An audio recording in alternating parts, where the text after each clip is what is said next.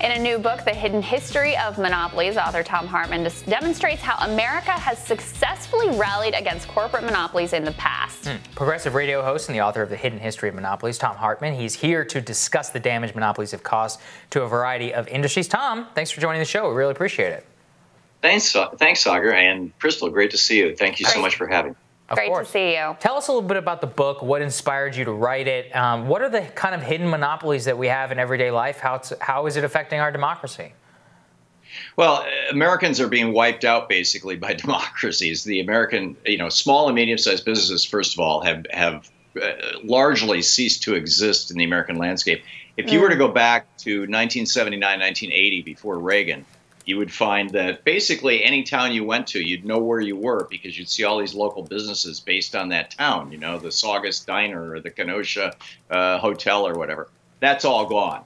And this is the result of Ronald Reagan in 1982 stopping the enforcement of the Sherman Antitrust Act. So you've got that. And then you've got the average American family paying about a $5,000 a year essentially monopoly tax. It's not a tax we pay to the government. We pay it to giant corporations. But we pay more for internet. We pay more for airfare. We pay more for food. We pay more. Pick your sector of the economy. We're getting screwed because of these giant corporations. And now in this era of COVID, we're getting screwed with hospital bills. We pay more than twice as much for hospitalization as any other country in the world. Same with drugs. And Thom, how will this era of the pandemic and the way that the government has responded to the pandemic accelerate the trends that we have been seeing over the past 3 decades? Well, we know that about 1 in 5 small businesses that existed 6 months ago will no longer exist. And there are estimates it could be as high as 1 in 3. And with specifically smaller businesses, businesses that have fewer than 10 or 15 employees, it could be more than half of them literally are just gone forever. And this is just speeding up this process of shoving these little market sectors that small businesses had into the giant maw of these huge conglomerates. And Thom, tell us about, in this particular moment, like you said, 1 in 5 are failing. Jeff Bezos, we just got word, Amazon stock is soaring through the roof, is the first $200 billion man. We see this immense concentration of wealth. What do we do about it?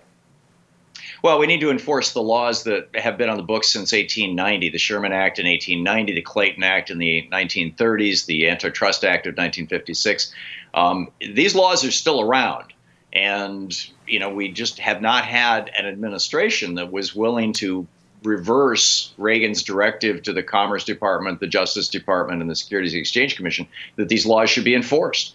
And, so we need to go back to that as a starting point. We also need to strengthen legislation and update, in particular, the most recent Antitrust Act, the one that Richard Nixon used to break up AT&T. Jimmy Carter finished that job.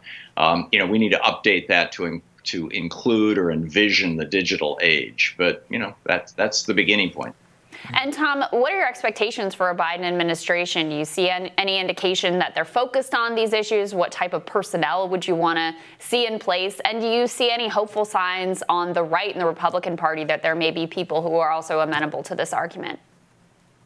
There are some of the more Justin Amash, I don't know specifically of his position, but the Republicans who describe themselves as libertarians or constitutionalists are very concerned about this cancer of monopoly. Monopoly in an economic system is like cancer in a body. It just tries to consume everything and eventually kills its host. But on the progressive side, or at least on Joe Biden's side, Elizabeth Warren is all over this stuff, and as are a number of progressives. And, we'll see who he listens to and who he draws into his administration. The pressure is going to be huge not to do anything because these large corporations, in addition to acquiring massive economic power, now have, as a result of Supreme Court decisions that say that, money is the same thing as free speech and it can't be regulated in politics, they also have now massive political power. So it's going to be a challenge. But there's certainly people who would be in a Biden administration or close to it who are gung-ho to break up some of these big companies. That's my real final question here. Just describe how much power they have in our political system, not just in our economic system. Well, it's absolutely massive. In 1976, the Supreme Court in the Buckley decision said for the first time in American history that if a wealthy person owns a politician to the point that that politician is basically doing nothing except the bidding of that wealthy person, we used to call that bribery or corruption. Now it's called free speech, that money isn't money, according to the Supreme Court. It's actually free speech. And then in 78, in the First National Bank versus Bellotti decision, they expanded that logic to corporations. And then, of course, in 2010 in Citizens United, they pulled it all together, put a nice little bow around it, reaffirmed corporate personhood, and pushed it out. These are all doctrines that were literally created from out of thin air by the Supreme Court. And, Congress needs to address this stuff.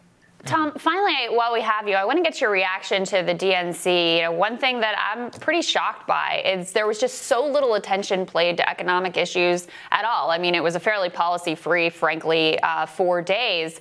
But you have millions of people who are facing potential foreclosure, eviction, who have lost jobs, permanent job loss accelerating. As you said, 1 in 5 small businesses vanishing in just a matter of months.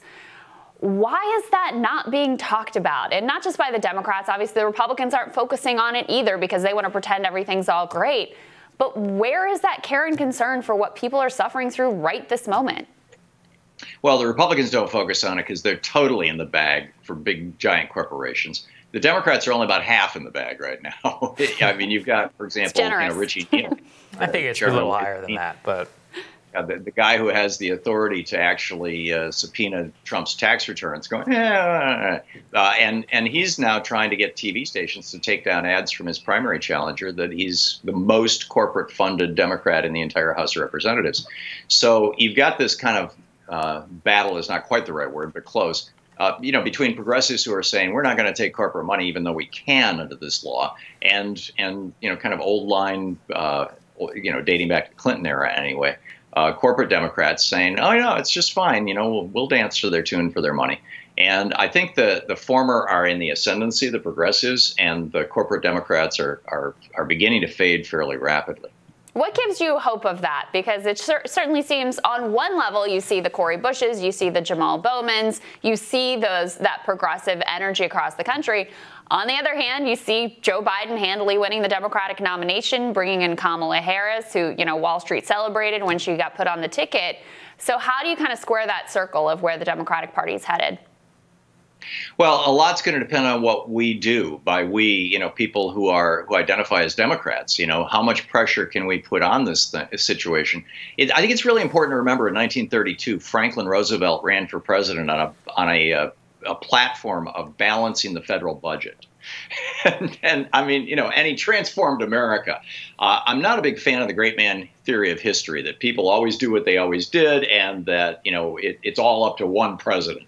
I really think it's more the times collide with the people. And, for that matter, Jack Kennedy was not all that inspiring in his campaign. I think that it's entirely possible that there can be, some really good outcomes out of this election. So we'll see. Right. Very interesting.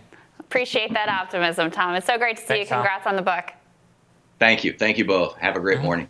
Absolutely. And we'll have more Rising for you later today.